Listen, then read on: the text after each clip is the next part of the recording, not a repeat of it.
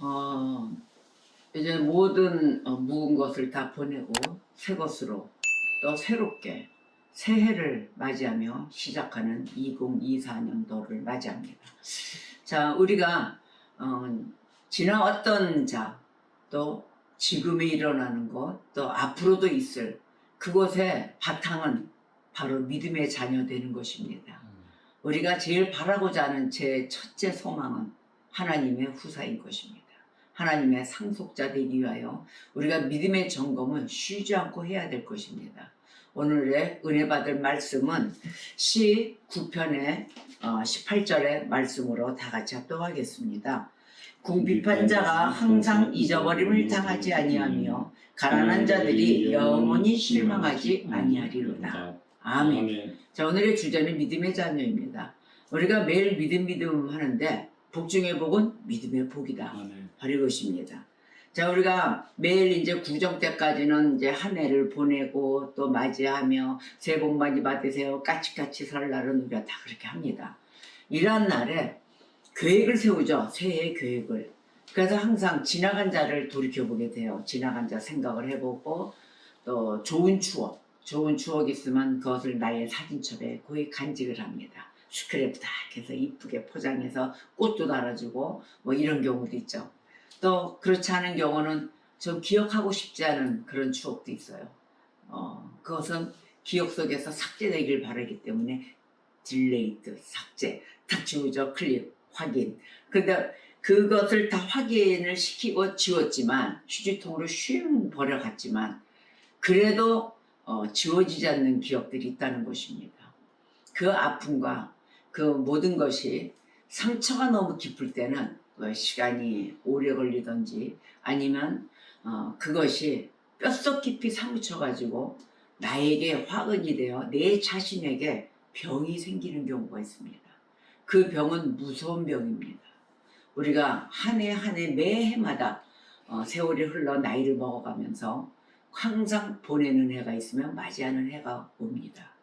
이러하듯이 우리 자체 내에 우리 자신의 안에 있는 그 묵은 해는 이제 떠나보낼 줄도 알으셔야 될 것 같습니다. 우리가 정리할 수 없는 것, 또 그 정리할 수 없는 그 부분은 우리가 다 할 줄 아는 부분은 은혜를 받아야만이 다 정리가 되고 할 수 있는데 은혜를 받지 못하면 정리가 안 됩니다. 그러한 곳에는 의지할 곳 단 한 분, 여러 모양의 또 여러 형태대로 살아온 그 흔적을 지워주시고 이쁜 하나의 꽃으로 만들어주신 우리 하나님의 손, 그 손길을 의지해야 될 것입니다. 여러분, 새해 한 해 2024년도의 계획은 어디로 초점을 맞추셨습니까? 우리의 포커스는 예수 그리스도 한 분이십니다. 바로 그분을 통하여 죄사함을 받고 또한 우리가 아버지의 은혜를 잔뜩 가득 받는 그런 믿음의 자녀가 되시기를 주님의 이름으로 축복합니다. 자, 오늘은 우리가 그래서 믿음의 자녀로서 믿음으로 우리는 그리스도를 붙잡아야 해요. 그런데 내 의지, 내 생각대로 주님을 붙잡으려 하십니까? 그건 안 돼요. 규칙이 있어요. 우리는 첫째는 믿음으로, 말씀으로, 기도로, 또 감사함으로, 은혜 받음으로 이렇게 해서 그리스도를 붙잡는 과정이 있습니다. 우리의 자비로우신 아버지, 그 아버지가 우리에게 무엇을 주셨냐면은 복음의 말씀을 주셨습니다. 그 복음의 말씀을 그냥 말씀, 흔히 너무도 말씀이 뭐 풍성해서 뭐 너무도 많은 말씀이 각 조처에 흐르고 있다 이러잖아요. 그 말씀은 풍성해서 흐르지만 내 안에서 여유가 있다는 것은 그만큼 믿음을 붙잡으셔야 됩니다. 그 믿음이 없이는 한 귀로 듣고 한 귀로 흘러 모두 흡수가 되지 않는 겉도는 물과 기름의 형태로 다닌다는 거예요. 자, 우리 하나님은 복음의 말씀으로써 당신의 아들을 우리에게 주셨습니다. 당신의 아들을 주시듯이 우리는 믿음으로 주님을 받아들여야 되는 것입니다. 이게 믿음의 자녀의 자세예요. 근데 그 믿음으로 받아들이지 않고 우리는 수시로 튀어나갑니다. 뭐라 그럴까요? 튕겨나간다 그럴까요? 예수님의 품 안에 스며들어야 되는데 엉뚱한 곳을 다 스며들고 튀쳐나간다는 것입니다. 자, 주님이 우리에게 주어진 것 인정해 주십니까? 안 해 주십니까? 인정해 주세요. 근데 여러분들 불신앙에 있는 자들, 믿음이 연약한 자들, 주님을 불신해요. 주님 우리를 인정해 주시는데 우리는 주님을 인정을 안 한다는 것입니다. 바로 이러한 부분에 있는 그러한 자세는 참 부끄러운 자세이지만 너무도 모르고 있는 것에 대해서, 무지한 것에 대해서 안타까워 참 뭐라 그럴까요? 속상하다고 할까요? 속상합니다. 그래서 매일 쉬지 않고 듣든지 아니 듣든지 복음의 말씀을 심부름하는 자가 되어 전달하고 다니는 것입니다. 여러분 귀를 쫑긋 여십시오. 복음의 말씀 자체가 그리스도께 참여하도록 우리 모두를 콜링하고 있습니다. 부르십니다. 그렇지만 불신앙으로 눈이 먼 자들 보십시오. 눈이 멀고 마음이 굳어진 채로 있는 그러한 사람들은 바로 이러한 모든 말씀 가운데 있는 그 비범한 은혜, 그 말씀의 은혜를 모르기 때문에 비웃고 있어요. 뭐지? 뭐래? 뭐 이런 식으로. 그냥 당신들이나 잘하세요. 그때 나오죠. 너나 잘하세요. 그냥 이렇게 나오는 거죠. 저도 한때는 그랬다고 그랬죠. 자, 그런데 이들이 왜 이러느냐? 알지 못하기 때문에 그래요. 이해하지 못하기 때문에. 저들에게는 알 수가 없게 놨다. 너희들에게만 알 수 있는 이 복음의 비밀, 여러분 복 받은 줄 아십시오. 아무나 알게 해놓지 않으셨습니다. 그러하기에 이들은, 불신앙이 있는 자들은 비웃는 거예요. 하나님의 은혜를 모르는 거예요. 그리고 자기 식대로만 이해하려고 합니다. 자, 그러면 이해하지도 못하죠. 은혜 그 자체를 몰라요. 인간적인 방법으로만 알고 있기 때문에 은혜 받은 자들, 진정으로 할렐루야 아멘을 찾고 다니는 자들을 비웃고 있는 것입니다. 그리고 싫어해요. 그리고 뭐라 그럴까, 짜증내요. 그리고 거부감을 일으키는 것 있잖아요. 이렇게 쓱 이렇게 분리시키면서 어깨를 맞닿지 않는 이런, 뭐라 그럴까요, 차별한다고 그러죠. 바로 이제 우리는 해외나 어디는 각 나라 보면 인종차별이다 하지만 이건 영적 차별한다는 거예요. 그렇다 해서 자기 영을 내 영이라고, 내 영은 성령이 없는 내 영을 얘기를 하는 거예요. 그래서 내가 내 기분이 안 맞아, 기분을 막 따지겠죠. 그런 식으로 간다는 것입니다. 참으로 애석하고 불쌍한 거죠. 그게 뭐냐면 우리가 뭐 돈이 없어 밥을 못 줘 불쌍한 게 아니라 영적인 국리람, 우리가 그 국리람의 마음을 갖고 우리는 그들에게 겸손하며 언제든지 받아들일 수 있는 그런 여유로운 진정한 믿음의 소유자가 되어야 된다는 것입니다. 그럼 신자들 보세요. 오직 신자들은 그리스도만 의지합니다. 진정한 신자를 얘기합니다. 진짜 성도. 그 성도들은 그리스도를 즐거워하고 기뻐받고 찬양하고 감사하고 영광을 올려드립니다.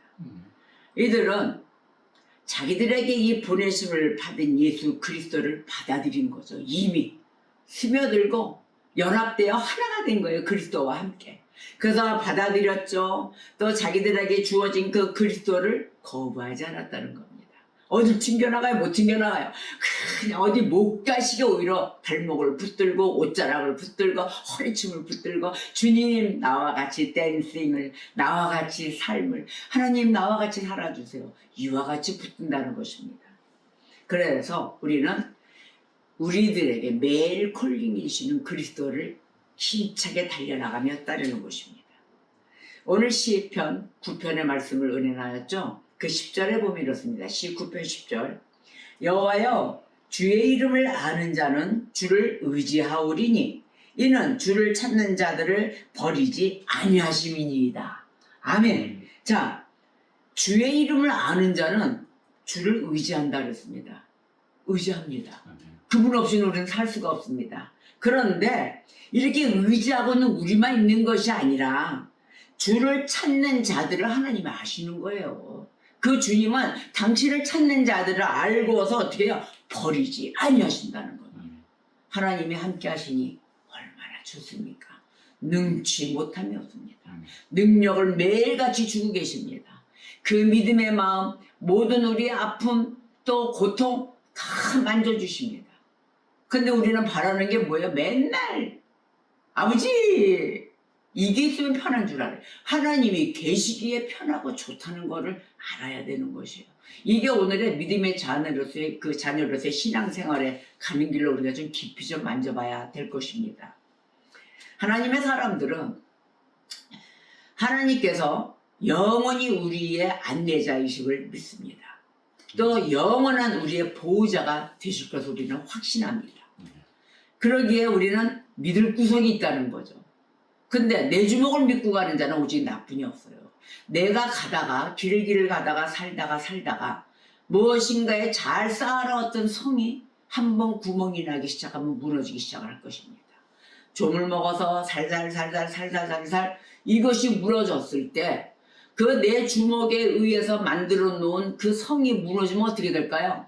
다시 쌓을 수 있는 힘이 없다는 거예요. 의지할 곳이 없다는 거예요. 의지했던 누가? 의지했던 내가, 내 주먹이 부러졌기 때문입니다. 그래서 나 혼자 세울 그럴 능력이 없고 힘도 없다는 것이에요. 그런데 믿는 자들은 뭐예요? 의지할 구멍이 있잖아요. 의지할 구석도 있잖아요. 우리 주 예수 그리스도. 바로 그분을 믿기에 시 48편 14절에서 이렇게 말씀하십니다. 하나님은 이 하나님, 바로 우리를 붙잡아 주시는 이 하나님은 영원히 우리의 하나님이시다. 아멘. 우리의 영원한 하나님이시니 그가 우리를 죽을 때까지 인도하시리로다. 아멘. 바로 이 말씀 한 구절로 모든 게 정리가 됐습니다. 우리는 하나님 앞에 나와야 될 이유, 바로 이것입니다. 우리를 죽을 때까지, 끝까지 영원히 인도하시리로다. 바로 우리의 하나님이십니다. 아멘. 여러분, 한 해를 보내고 또 새해를 맞이할 때 지쳐 계십니까? 하나님 앞에 나오십시오. 이 복음의 소리, 복음의 메시지를 귀담아 들으시고 절대 목숨을 내 스스로 끊는 일은 없어야 되겠습니다. 옛 드라마나 뭐 이렇게 이제 고전적인 드라마 이렇게 보면은 꼭 부모님들이 자식들한테 뭐라고 하시는 줄 압니까? 또 한일 전쟁, 뭐 우리 광복 시절 모든 투사들, 열사들, 나라를 위해서 국가를 위해서 싸웠던 그분들의 입술을 빌어보면 그 어머니들도 자식을 지키면서 끝까지 살아남으라 하십니다. 끝까지 살아남아라. 왜? 할 일이 있으니까요. 내 귀한 목숨은 내가 정리를 할 수가 없습니다. 오직 하나님만이 허락을 하셔야 되는 것입니다. 그런데 내 스스로가 자꾸 나 그냥 내가 내 손으로 일으키는 거 다 흐트러졌으니까 그냥 나 갈래. 아무런 자기의 주변에 관련된 그런 무책임한 그런 행동을 하고 죽음을 택한다는 거예요. 안 돼요. 내가 벌려놓고 내가 간 거 너무 힘이 들어. 하나님 앞에 나오세요. 나올 힘이 없어. 그냥 자세요. 그냥 잠시 잠자고 있어요. 잠이 안 와요. 그때는 약간 차라도 물이라도 뜨거운 물이라도 이러한 모든 것을 비롯해서라도 잠을 자고 일어나십시오. 일단 쉬고 보세요. 그래서 그 무엇인가를 내가 무엇을 했으니 내가 무엇으로 답을 하고 무엇을 해야 되겠다. 우리는 인간들이 자세가 매일 이렇게 합니다. 이게 바른 자세지 않겠습니까? 그러겠지만 무엇을 하려고 내 스스로 하려고 하지 마십시오. 나는 그렇게 할 수 있는 힘이 없습니다. 할 수 있는 판단, 이러한 옳은 것을 갖고 있지 않습니다.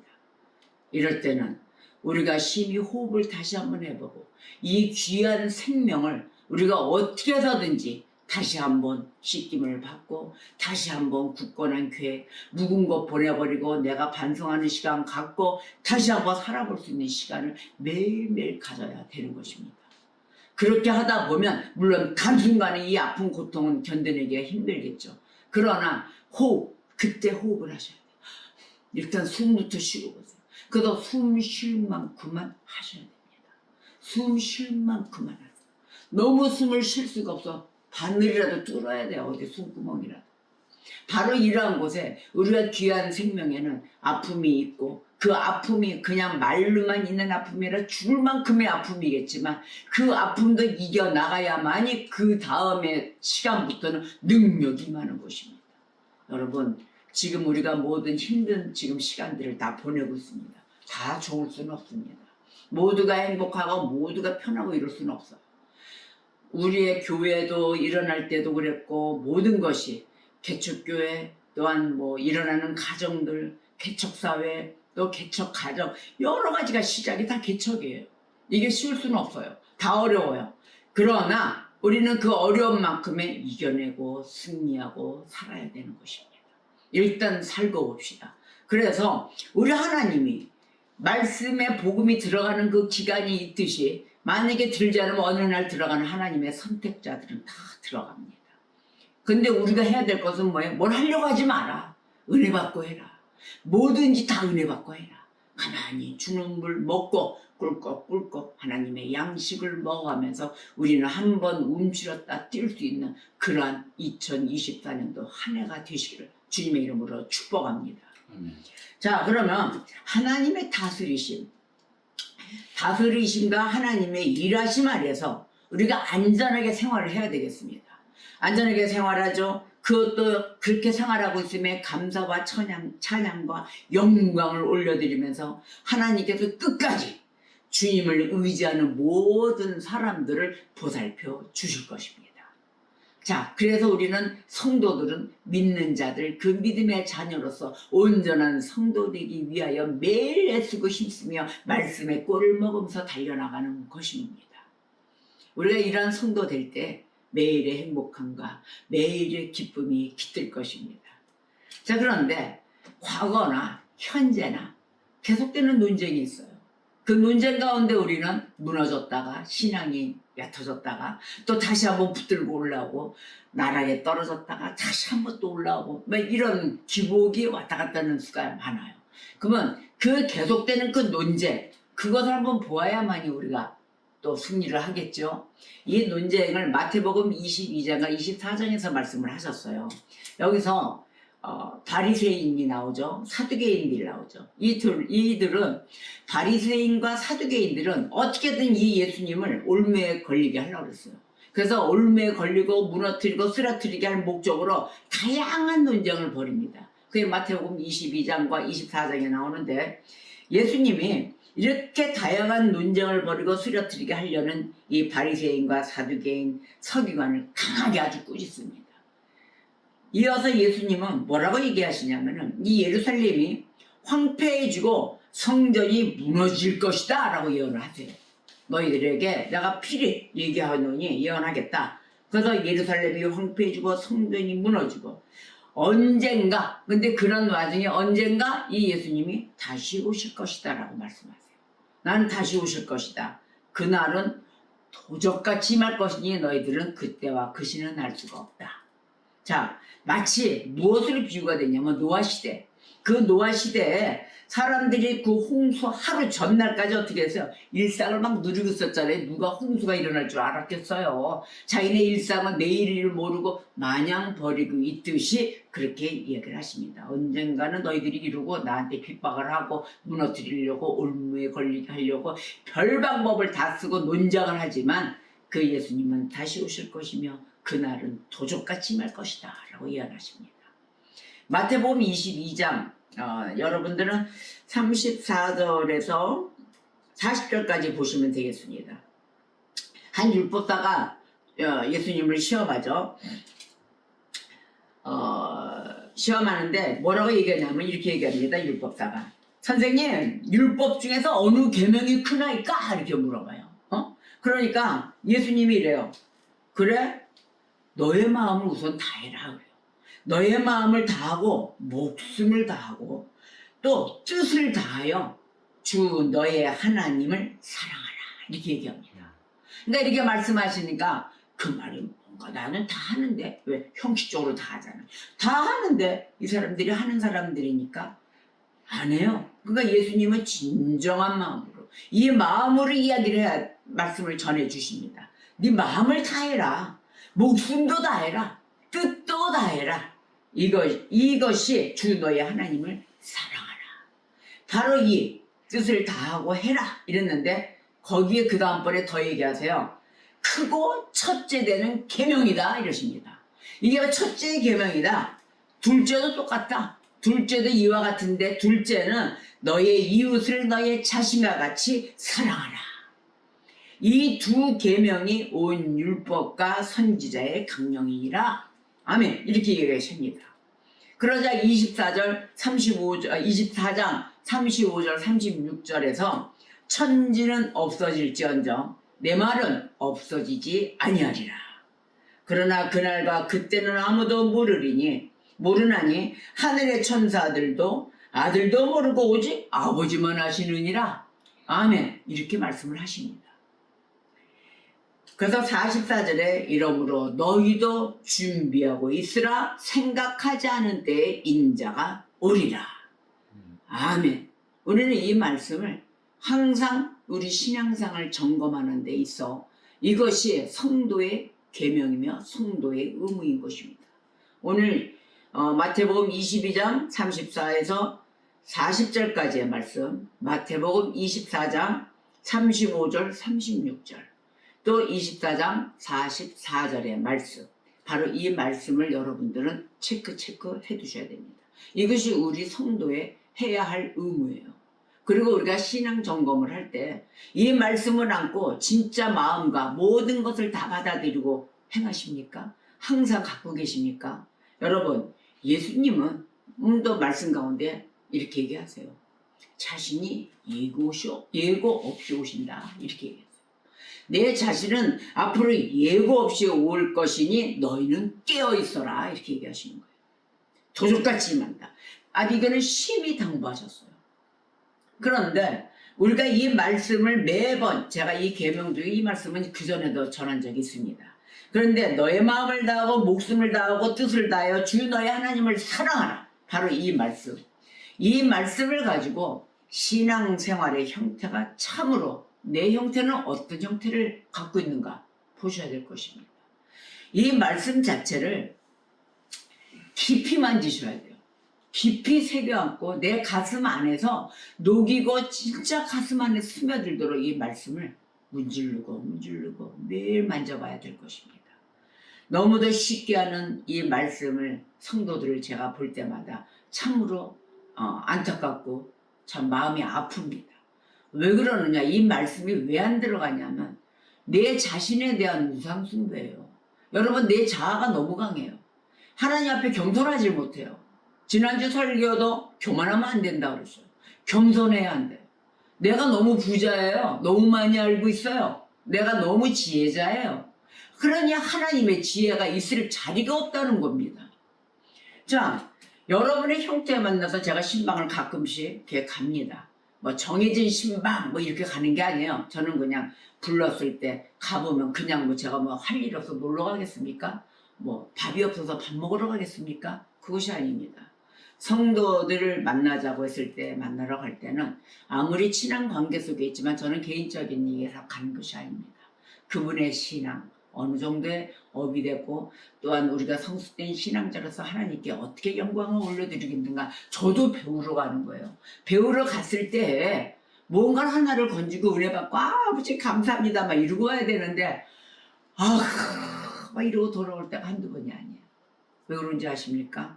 우상 숭배를 하고 있다는 것입니다. 신앙생활을 한 수십 년을 했어요. 뭐 어려서부터 했어요. 자, 이제 갓 온 초보자는 과정이 있습니다. 뭐 사회생활에서 아직 말씀도 모르기 때문에 뭐 오는 과정이 있다면 그 레벨대로 이해가 돼요. 그래서 그 들어가는 과정 가운데 가르침도 주는 그 영양분도 다르겠죠. 근데 이분은 수십 년의 믿음의 역사와 또 교회의 권사와 전도사 격인 그러한 모든 것을 다 갖추고 있는 사람으로 외투를 썼던 것뿐이었지 실제 만나서 그분의 입술에서 툭 나오는 소리를 보았을 때는 역시 하나님은 왜 저분을 그 정도의 신앙생활의 연조가 있고 이래서 전도사 뭐 그런 선교사 이렇게 사용하지 않으셨을까가 나오는 거예요. 답이 그때서 나오는 거예요. 왜 그러느냐? 중심 보시는 하나님은 머리털까지도 다 세시는 하나님은 살아계시다는 것입니다. 그 안에서 나오는 실질적인 토함은 점집에 갔다 왔다는 거예요. 아니 깜짝 놀랐어요 저는요. 그리고 회개를 했대요. 회개한 소리가 아니에요. 근데 진짜 회개했으면은 목수 앞에서 막 사업에 모든 번창함을 얘기를 하면서 제가 그래서 어떻게 해서 돈을 좀 필요하고서 만나야 되는데 어떻게 하면 좀 될까요? 시기가 좀 있는 점쟁이한테 물어봤더니 몇 달, 한 달, 두 달 꼭 얘기하고 나면 그 돈이 꼭 들어와요 이러는 거예요. 깜짝 놀랐어요. 그래서 참 믿는 자가 교회를 다니는 사람이 또 하나님 앞에 주 예수 그리스도의 이름으로 기도하는 자가 어떻게 점집을 저렇게 갔다 왔다는 소리를 쉽게 할까? 그 소리가 우선은 화가 났습니다. 그래서 제가 그 소리를 듣자마자 저 성도님 잘 들으십시오. 이제 성도란 소리도 하기 싫었어요. 성도는 진짜 성도여야만이 성도입니다. 집사, 권사, 장로 이런 직분보다 아래가 성도가 아니에요. 그 모든 것을 목사와 모든 것을 섭렵한 자들이 성도예요. 믿음의 그 반열에 쓴 것이 성도라는 그 칭함을 받을 수가 있는 것입니다. 자, 그 신도는 교회인이 되었어요. 진정한 그리스도인이 된 것이 아니라 교회인이에요. 그냥 교회를 뜰만 밟고 다녀서 말씀도 겉에들이만 돌아다니고, 그래서 문제가 생기면 점집에 가 앉아서 저 교회 다니거든요. 이 소리는 안 했으면 좋겠어요. 창피해 죽겠어요. 교회 다니는 이가 왜 점집에 가 앉아서 저 교회 다닙니다. 예수님을 2번 먹칠하는 거예요, 얼굴에. 어? 그러고 난 다음에 그러시면 안 됩니다. 자, 하나님은 내일의 일을 알게끔 해놓지 않으셨습니다. 하나님은 하나님의 자녀이기 때문에 점집에 다니는 사람은 믿지 않는 자들이나 가서 맞추고 그러는데 그래요. 맞추면서 살라고 하세요. 그러면 엔드 된 그 다음 나중은 무엇입니까? 맞추니까 계속 가야 돼요. 계속 가서 물어봐야 되고 거기에 영혼이 뺏겨서 영혼이 담보 잡혀서 질질 끌려다닌다는 것을 모르고 하나님 앞에 구원의 역사 아래에 나와야 될 그러한 것을 하나의 한낱 그 돈이 몇 푼 들어오고 그 다음날에 내가 누굴 만나고 누굴 주인을 만나서 내 사업이 번창함만 따지고 다닌다는 것입니다. 우리가 하나님의 자녀됨은 믿음의 자녀는 구원의 역사 아래 하나님의 말씀을 인하여 살아가는 자들이 되어야지 그러한 우상에 따라 있는 그러한 생활 속에 살아서 살아가는 것이 아니라 하나님은 우상과 재물을 예수와 재물을 동시에 섬길 수 없다고 하셨습니다. 바로 이것이 재물도 예수 아래 있는 것이요 우리 예수님 아래 있는 모든 창조물 자체를 창조주 하나님을 찾는 것이 아니라 창조물부터 달려가는 성도가 또 나왔다는 것이에요. 진정한 성도라는 호칭을 받기 위해서는 앞으로는 오늘의 말씀 예수께서 이르셨습니다. 너의 마음을 다하고 목숨을 다하고 뜻을 다하여 주 너의 하나님을 사랑하라. 아멘. 진정으로 너의 하나님을 사랑하셔야 되는 것이에요. 사랑하지 않기 때문에 뛰쳐나가는 거 아닙니까? 말 안 듣고 너매 목숨도 다하잖아요. 하나님을 사랑할 때는 목숨 다 하셔야 돼요. 내 뜻이 없어야 돼요. 주님의 뜻 안에서 뜻을 다 하셔야 됩니다. 내 온 마음을 다 들으시기를 주님의 이름으로 축원합니다. 바로 이런 아픔 가운데 그 우상 숭배의 원인은 바로 내가 우상이라는 것이에요. 그래서 내 마음대로 발길 닿는 대로 가는 거예요. 주님은 시편 1편에서 뭐라 말씀하셨습니까? 발길을 가서 되지 않는 자리에는 가지도 말고 앉지도 말고 서지도 말고 바로 이렇게 말씀하신 그 말씀을 보십시오. 말씀 무슨 몇 장 몇 절 얘기하라면 그런 거는 외워서 또 구절에 그거 있었죠.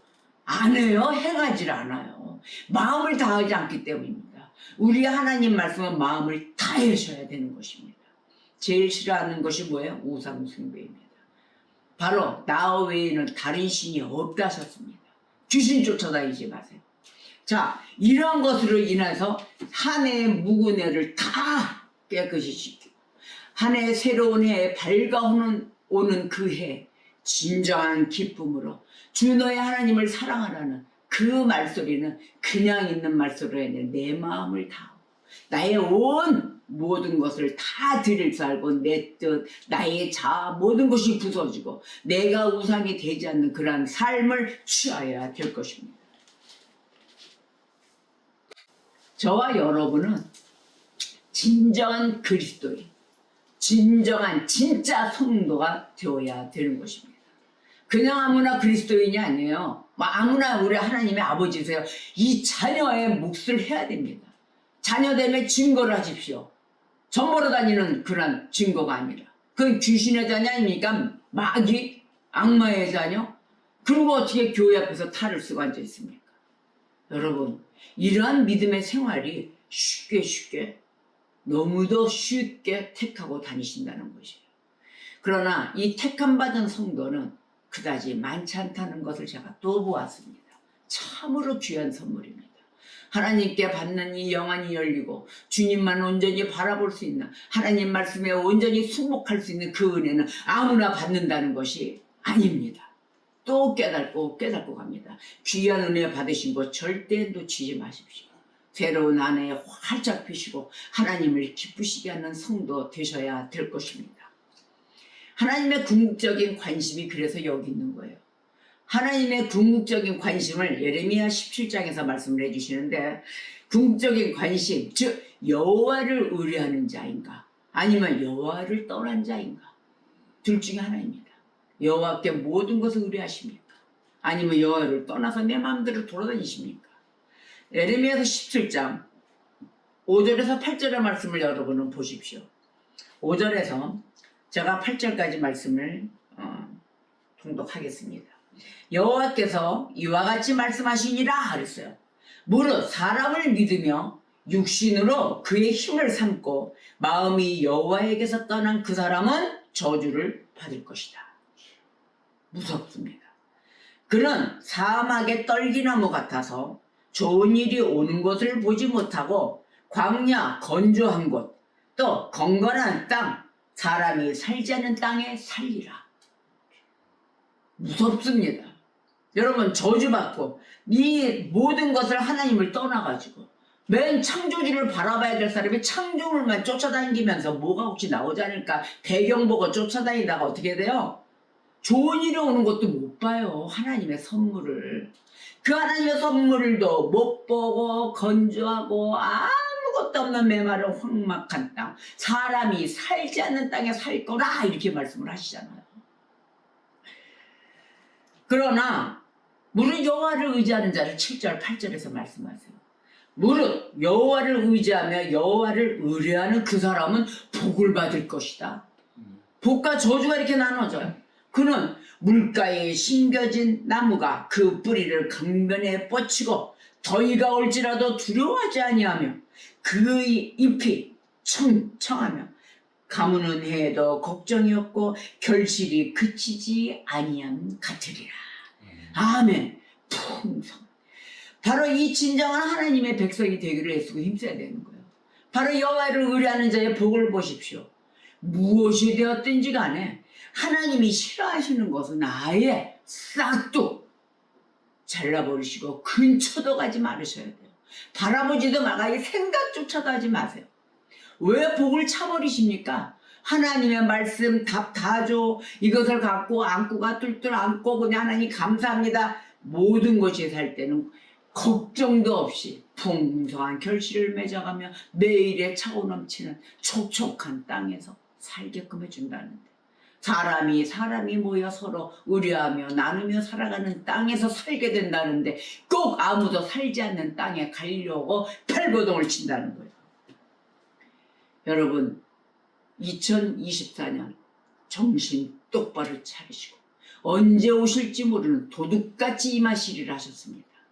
그 예수 그리스도를 사모하며 언제나 물가에 심겨진 나무와 같이 말씀해 주셔서 약속하셨듯이 하나님의 법도 하나님의 계명 이것에 감사하며 순종하며 영광을 지켜드리고 또 영광을 올려드리고 잘 지켜서 복과 은혜를 누리는 자들이 되어야 될 것입니다. 저와 여러분 약속하시는 거죠? 이제 시작합니다. 오늘 19편 본문장의 18절에 궁핍한자가 항상 잊어버림을 당하지 아니하며 가난한 자들이 영원히 실망하지 아니하리로다. 아멘. 우리는 실망치 않고 언제나 일어나 걸어라 하십니다. 우리가 넘어졌습니까? 주님 손님이십니다. 여러분, 주님 손 꼭 잡고 믿음의 자녀로서 하나님께 진정으로 영광을 올려드리며 감사와 찬양으로 우리가 올릴 때 흠명하시는 그 하나님을 바라보며 승리하시는 한 주간 되시기를 주님의 이름으로 축복합니다. 기도하시겠습니다.